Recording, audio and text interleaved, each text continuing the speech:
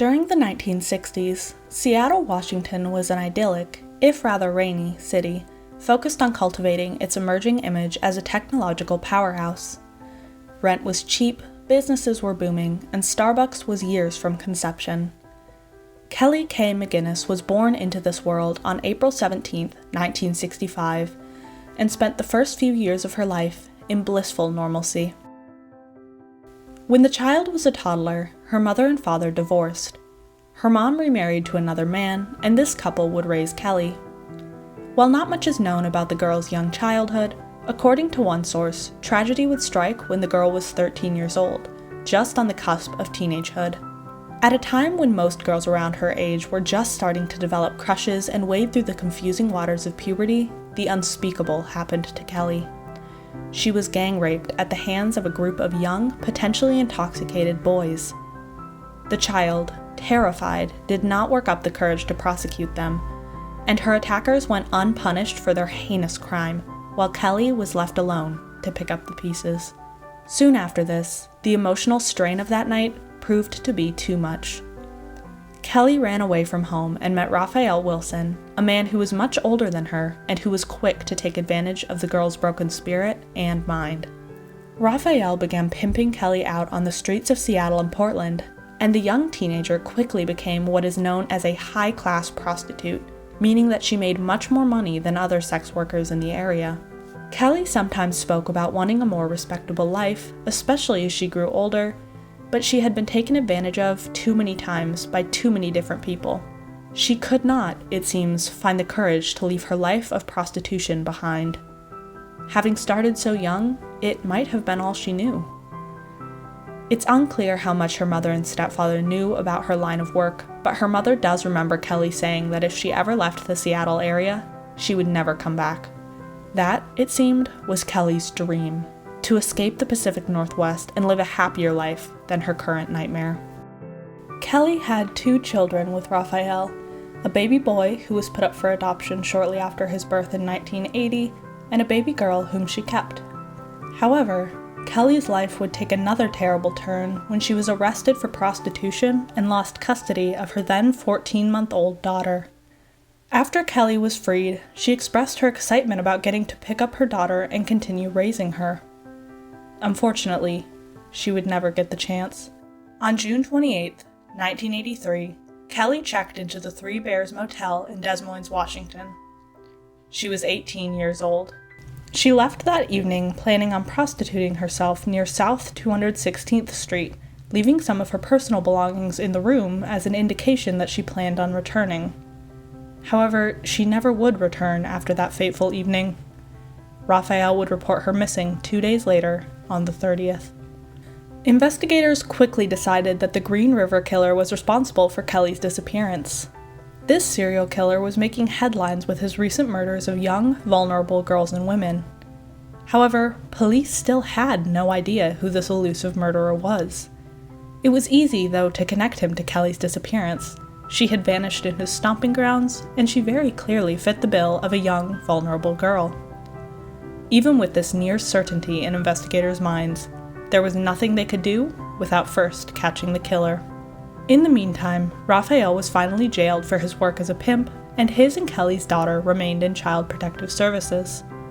The Green River Killer wouldn't be apprehended until November 30th, 2001, when he was arrested due to DNA profiling that had linked him to 4 murders.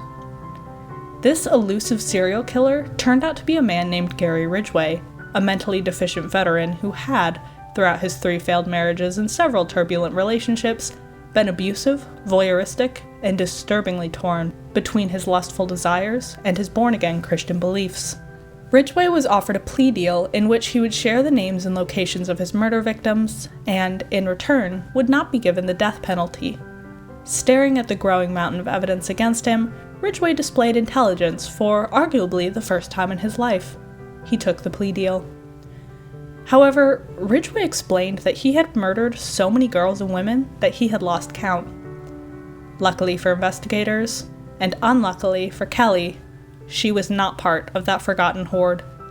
Gary clearly remembered murdering her on that distant summer's night. Ridgway claimed he had first picked up Keli in February of 1983, months before her disappearance and murder.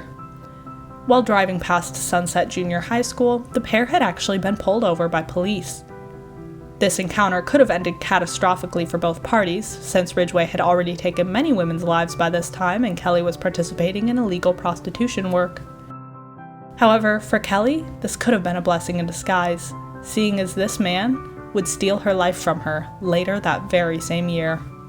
Unfortunately for Keli and fortunately for Ridgway, the two were able to convince the police officer that they were merely friends traveling together.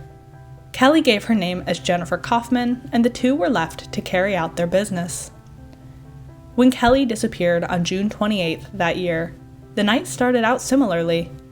Ridgway picked her up in his truck and drove her to an area where she believed they would be having paid sex. However, once there, Ridgway strangled Keli to death and hid her body near Lake Fenwick.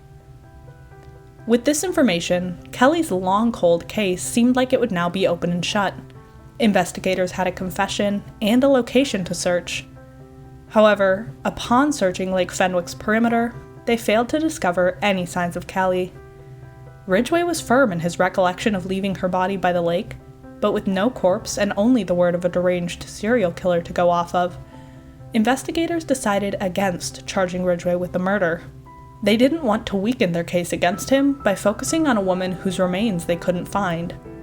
Because of this, Keli's case is still listed as unsolved, because nobody was ever charged for her murder and her body was never discovered.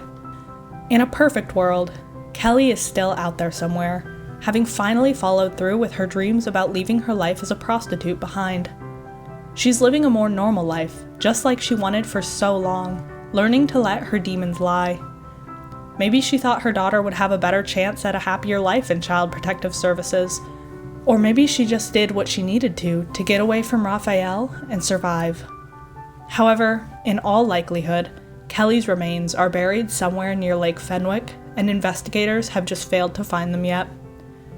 Keli died an 18-year-old prostitute after years filled with pain, abuse, and emotional torment. She never got the chance to escape Raphael or watch her daughter grow up. Instead, Keli is frozen in history as the terrified, battered teenager she was in 1983. Keli went by many aliases over her years as a prostitute, and those are listed on screen now. She had very pale strawberry blonde hair and blue-green eyes. She stood at about 5 feet 5 inches and weighed roughly 160 pounds. She was last seen wearing blue jeans, a tan short-sleeved sweater, a tan long camel hair coat, and beige spiked heels. Her dentals, DNA, and fingerprints are available for testing. If you know anything about Keli's whereabouts, please contact the numbers in the description below. Please, help bring this missing child home.